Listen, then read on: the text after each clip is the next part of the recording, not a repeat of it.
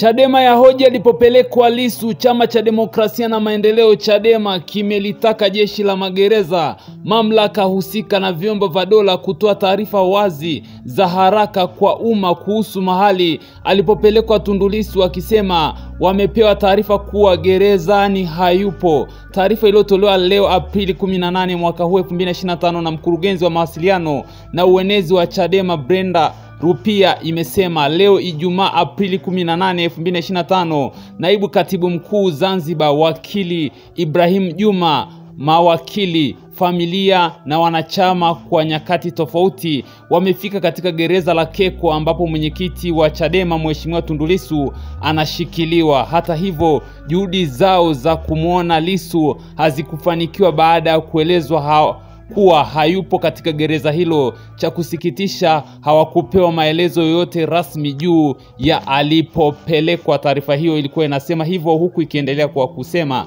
Chadema tunalitaka jeshi la magereza, mamlaka husika na vyombo vya dola kutoa taarifa wazi za haraka kwa umma kuhusu mahali alipopelekwa Tundu Lissu iwapo bado anashikiliwa katika gereza la Keko.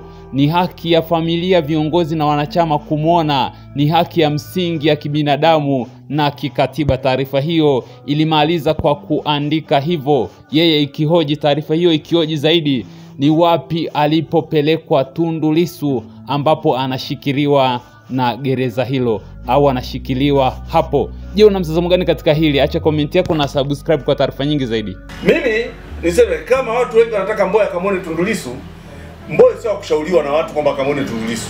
Kama mwenyewe ana moyo kwenda kumwona Tundu Lissu aende. Kama hana moyo unamlazimishaje mtu aende? Mimi mwenyewe natamani ningekuwa na nauli tarehe 27 tarehe 24 ningekuwa niko mahakamani Dar es Salaam. Na nitaitafuta na nikiipata nitakwenda Dar es Salaam tarehe 23.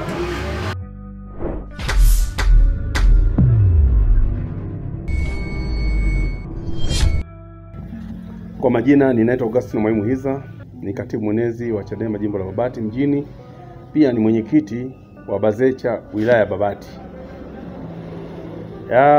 Jana niliongea mambo mengi na kupita kwenye vifungu vya Biblia ili kuona kwamba nini maana yake.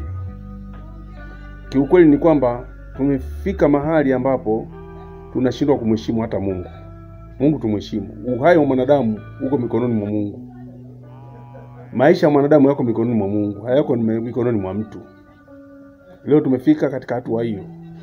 Nilisema nikipata nauli nitaelekea Dar es Salaam kwenye hiyo kesi. Kama nitakosa basi, lakini nitajitahidi kadri iwezekanavyo niweze kwenda Dar es Salaam ili nikamuone Mheshimiwa Tundu Lissu na nikampe moyo kwamba asijali, tuko pamoja na yeye na tutaendeleza mapambano hata kama yuko ndani. Kwa sababu no reform no election si Tundu Lissu, ni kamati kuu, baraza kuu la Chadema. Kwa hiyo ni kauli ya chama, sio kauli ya mtu. Kwa hiyo nikapitia kwenye klipu ambazo watu walikuwa wanazungumza wanataka kuchangia, sijakataa. Sasa nasema anataka kuchangia anaweza kuchangia. Na jina litakuja Augustine Mwaimu Hiza. Kwanza Tundu Lissu nimemkubali kwa siasa anazozifanya. Na ndizo siasa za kweli. Sio siasa za kutafuta kitu mfukoni mwa watu, hapana. Ni siasa za kweli. Yule ni mkweli, yule ni mpinzani wa kweli. Kwa hiyo na mimi ndio siasa ninayoitaka. Kwa sababu siasa ya kweli ndio inayokomboa taifa. Nitamwambia mheshimiwa, jipe moyo, sisi tuko pamoja na wewe. Na amini kwamba huko nyuma umeacha majemadari. Hajaacha marehemu, ameacha majemadari wa kupambana. Tutapambana usiku na mchana. Na bado nawaalika wananchi wa Babati tarehe 30 tutapita PI wajue kwamba mkutano utafanyikia wapi. Tarehe 30 mwezi huu. Hata kama Tundu Lissu yuko ndani, watakatuletea ni wewe utafanya naye kazi. Kwa sababu tunajua Chadema inazalisha majembe. Tundu Lissu alikuwa na ratiba kuja huku. Yes, kumgusia nitaambia akumbuke kabisa kwamba mkutano utafanyika na utafanyika kwa nguvu zote. Yeye hata kama yuko ndani atapata ujumbe kwamba mkutano umefanyika na umefanyika kwa nguvu zote. Kwa sababu chama kwanza sio Tundu Lissu peke yake. bali tunamkimbilia Tundu Lissu kwa sababu ni mpinzani wa kweli. Huyu anahitaji wananchi wakombolewe katika utumwa wa mkoloni weusi. Hii 55 siwezi kuongelea sana kwa sababu hao ni sawa na kundi la waasi. Kwa sababu gani? Wao sio viongozi. Wao sio viongozi katika chama. Kwanza serikali ijue, hao G55 sio viongozi katika chama. Walikuwa ni viongozi wa chama, kura hazikutosha kwao. Kwa hiyo sio viongozi, ni raia. Kama raia ana haki ya kutoa mapendekezo yake, lakini asilazimishe. Kwa sababu gani nasema asilazimishe? Kaka yangu, ndugu yangu John Mrema alikuwa ni mwenezi wa taifa, lakini hajawahi kukanyaga kwenye mikoa yetu kututia joto. Sio kipindi cha Magufuli, sio kipindi cha nani. Sasa wanakula hela mshahara ni kwa ajili ya kukaa ofisini? Hapana. Wakurugenzi pia nao watoke. Watu waende kwenye majimbo, kwenye wilaya kuona nini kinaendelea, chama kinaendeleaje huko, sio wakae ofisini. Na ndio maana tukabadilisha mfumo mzima. Sasa ni mfumo wa mwendo kasi. Kwa hiyo huu ni mwendo kasi, tunakubali twende mwendo kasi, hatukubali twende mwendo kasi ili tulikomboe taifa hili. Lazima kwenye haki lazima kuwe na maumivu. Hata Mtume Muhammad alipigwa mawe. Yesu kasulubiwa. Wewe ni nani? Ni lazima tupitie maumivu. Na sio kama tunayapitia ndio tunaanza. Tumekwisha yapitia maumivu. Tumekwisha pokea maumivu na tunakwenda nayo. Yaani kama kidonda sugu kimo ndani ya mwili yetu. Kwa hiyo ninataka kusema hata rais wa Zambia alichaguliwa akiwa yuko magereza. Rais wa Zambia amechaguliwa akiwa yuko magereza. Sisi mradi apatikane mtu akumjazia fomu, atakwenda atasaini, tutakwenda naye kwenye uchaguzi na atapita. Tukiridhiana kuingia kwenye uchaguzi. Kama hatukuridhiana, hatuendi kwenye uchaguzi. Mimi nitakwenda kuhubiri kwamba kama hakuna haki, hakuna amani. Haki kwanza, amani baadaye. Kama hakuna haki, hakuna amani. Waulize. Haki inapokosekana mahali kunatokea machafuko. Sasa sisi hatutaki kwenda kufika kwenye machafuko. Tunachohitaji ni kujenga nchi yetu kwa pamoja.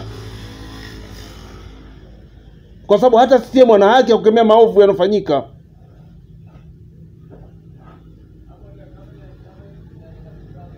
Ni haki yetu na ni dhahiri. Maumivu tunayopitia ni magumu mno.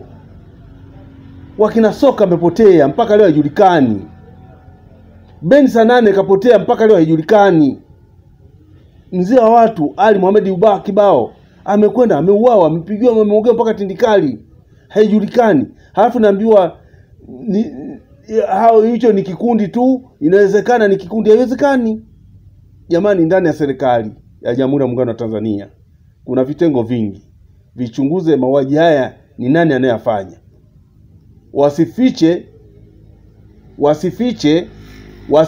dhambi. Tuwawazi sana, tuwakweli sana, kwa sababu dhambi huua.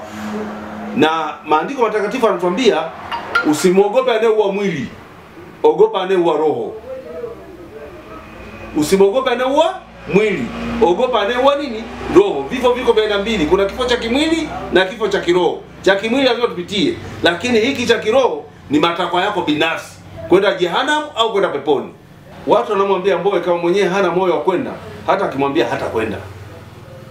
Na hii imekuwa ni ngumu sana kuweza kuzungumzia, kwa sababu kama mtu hana mapenzi, usimlazimishe kuingia kwenye mapenzi. Atakuwa kwenye mapenzi ya kinafiki. Yeye mwenyewe ajitume mwenyewe ndio akamwone Tundu Lissu. Kama mimi ambavyo nasema sijatumwa na mtu, lakini niko tayari kwenda kumuona Tundu Lissu. Kwa hiyo tunapozungumzia swala la uzalendo, hatuikashifu serikali, bali tunasema serikali ituachie mchezo na Chama cha Mapinduzi. Hatutoshiriki. Ninamshukuru Mheshimiwa Katibu Mkuu, Mheshimiwa JJ Mnyika kutoa kauli ya kwamba bila mabadiliko hatutaingia kwenye uchaguzi huu. Na mimi nasema bila mabadiliko hatutaingia kwenye uchaguzi mkuu, kwa sababu watu wanapoingia wanatumia gharama zao,